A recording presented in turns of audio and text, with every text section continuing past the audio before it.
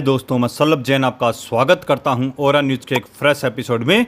LRLACM cruise missile BrahMos जैसी खतरनाक missile 1500 kilometre है रेंज।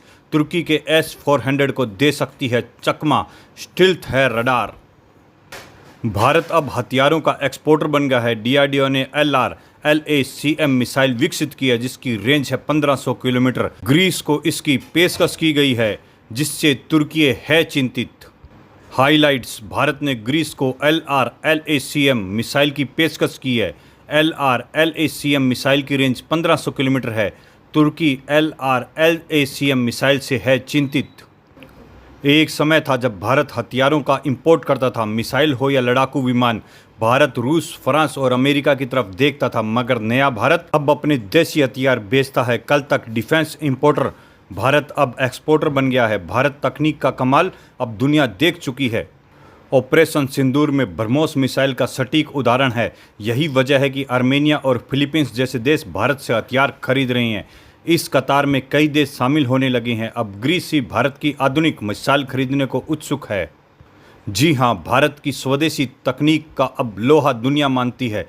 DRDO यानी भारतीय रक्षा अनुसंधान और विकास संगठन समय समय पर कमाल कर रही है। इसने एक ऐसी क्रूज मिसाइल विकसित की है जो एक तरह से देखा जाए तो ब्रह्मोस से भी घातक है। इसकी रेंज 1500 किलोमीटर है। इसकी एक खासियत और है, यह स्टिल्थ रडार वाली मिसाइल है। DRDO की ओर से विकसित इस देसी मिसाइल का नाम है LRLAC यानी long range land attack cruise missile LRLACM। इसे लेकर तुर्की में हड़कंप मचा है। बताया जा रहा है कि भारत ने ग्रीस को इस आधुनिक मिसाइल की अनौपचारिक पेशकश की है। अगर ग्रीस के पास भारत की यह मिसाइल हो जाए तो तुर्की की टेंशन बढ़ सकती है। कारण यह है कि long range land attack cruise missile तुर्की के S-400 डिफेंस सिस्टम को चकमा देने में माहिर है। यह मिसाइल 1000 से 1500 किलोमीटर रेंज की स्टिल्थ फीचर के साथ में ब्रह्मोस से भी अधिक घातक मानी जाती है। वैसे भी तुर्की और ग्रीस में भारत पाकिस्तान जैसी दुश्मनी है। कितनी घातक है यह मिसाइल? LRLACM की मारक क्षमता 1000 से 1500 किलोमीटर है। नवल प्लेटफार्म की इस मारक क्षमता 1000 किलोमीटर से अधिक है।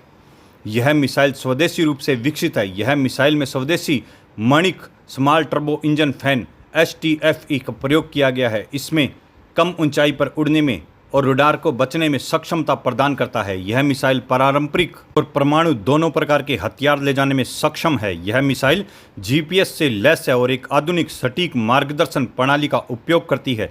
यह लंबी दूरी की रणनीतिक टारगेट के लिए बेहतर हथियार है। तुर्की क्यों है परेशान? तुर्की की चिंता का कारण यह भी है कि अगर यह मिसाइल ग्रीस को मिल जाती है तो फिर रीजन में अलग खेल होगा। ग्रीस और तुर्की में दुश्मनी है। इससे भारत पाक दुश्मनी जैसे समझ सकते हैं। सूत्रों का दावा है कि भारत ने मई 2025 में एथेंस में आयोजित DEFEA 2025 रक्षा प्रदर्शनी में ग्रीस को इस मिसाइल की पेशकश की थी। हालांकि भारत या ग्रीस की ओर से इसकी आधिकारिक पुष्टि नहीं हुई है। तुर्की का मीडिया इस कदम को भारत का बदला बता रही है, कारण कि ऑपरेशन सिंदूर के दौरान तुर्की ने पाकिस्तान की मदद की थी। खुद तुर्की ने माना है कि अगर ग्रीस के पास LRLACM मिसाइल आ जाएगी तो फिर इजमिर और चनाकल्ले में तुर्की के एयरपोर्ट्स और S-400 प्रणालियों को आसानी से निशाना बनाया जा सकता है। भारत माता की जय।